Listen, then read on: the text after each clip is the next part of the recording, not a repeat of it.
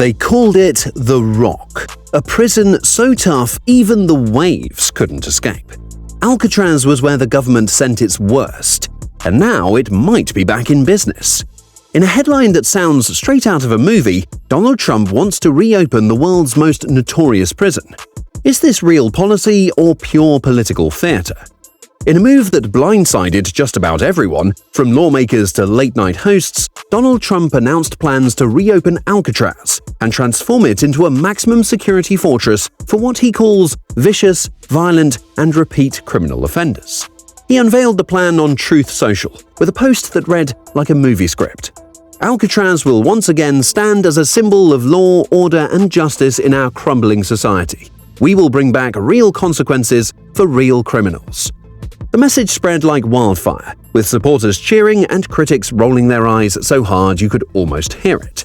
Leading Democrats were quick to dismiss the idea, calling it not a serious proposal, and accusing Trump of leaning on shock value rather than policy substance. Some even compared it to one of his earlier suggestions, sending gang members to Guantanamo Bay or offshoring them to El Salvador. Isn't that crazy? What started as a dusty relic of American crime history is now a lightning rod in the 2024 political circus. Bringing back Alcatraz might sound cinematic, but the reality, it's a bureaucratic and logistical nightmare. The prison was shut down in 1963 for a reason, and no, it wasn't because the inmates finally escaped. It was simply too expensive and too broken.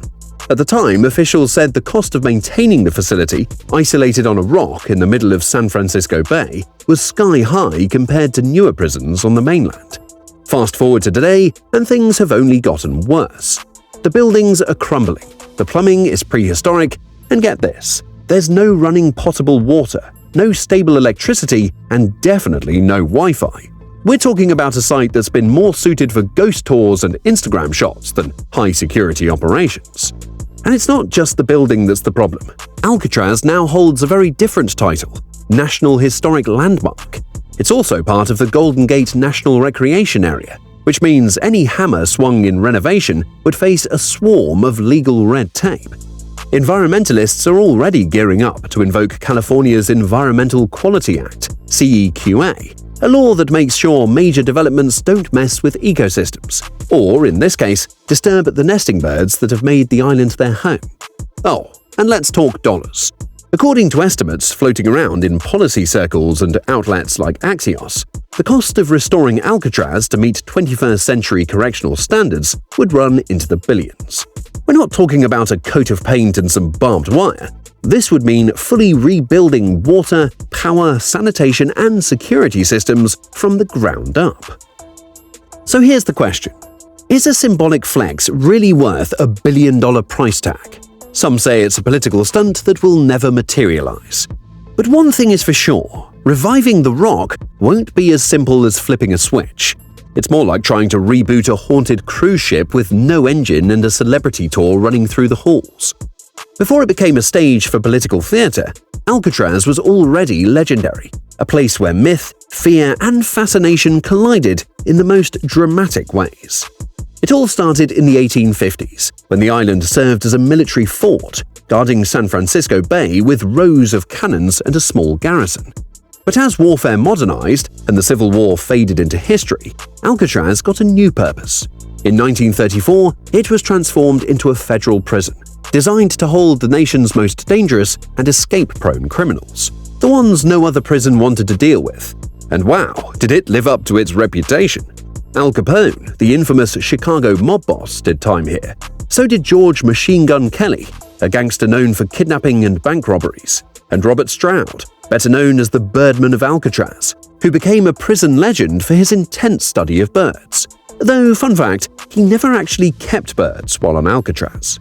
But the real fuel for Alcatraz's mystique? The escape stories.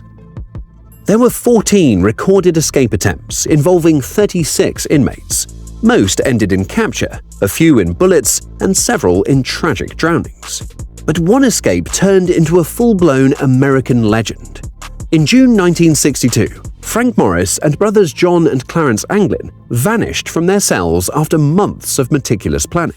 Using homemade tools, papier-mâché heads to fool the guards, and a raft made from raincoats, They disappeared into the fog.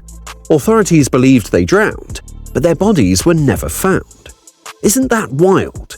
Over the years, clues have surfaced, postcards, photos, and even a letter in 2013 claiming one of them was still alive. The FBI officially closed the case in 1979, but the mystery remains. It lives on. Hollywood, of course, had a field day. From Escape from Alcatraz with Clint Eastwood to The Rock starring Sean Connery and Nicolas Cage, the island became a pop culture icon. Even Call of Duty gave it a zombie makeover.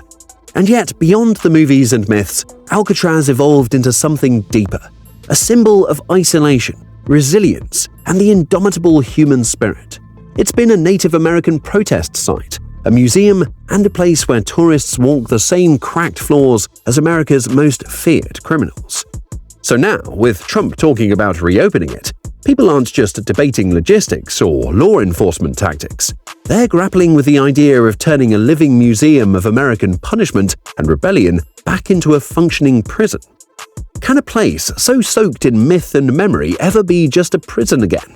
Or is The Rock too legendary to return to cold steel and locked doors? But Alcatraz isn't just a monument to crime and punishment.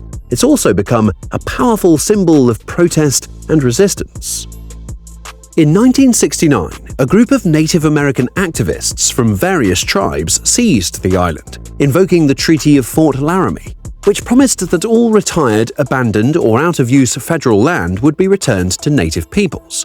Alcatraz, being abandoned since 1963, fit the bill. The occupation lasted 19 months.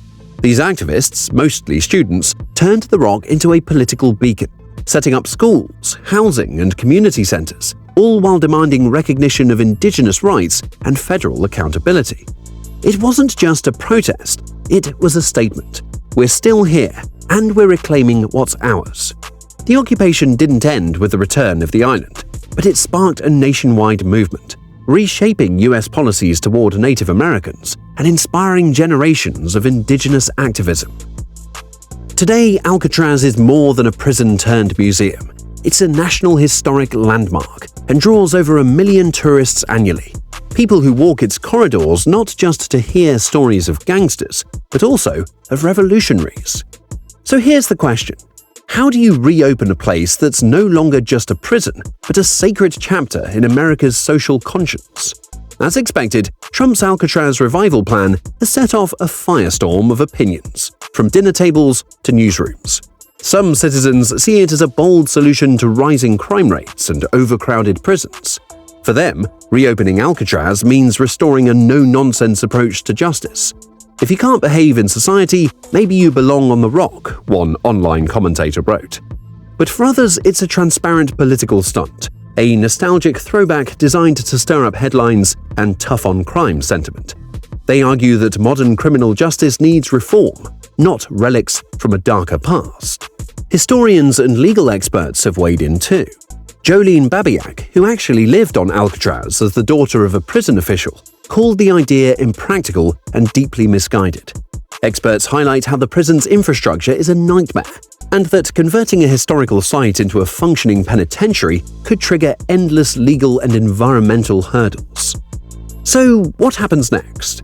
It could all fizzle out quietly, another headline in the ever-spinning news cycle.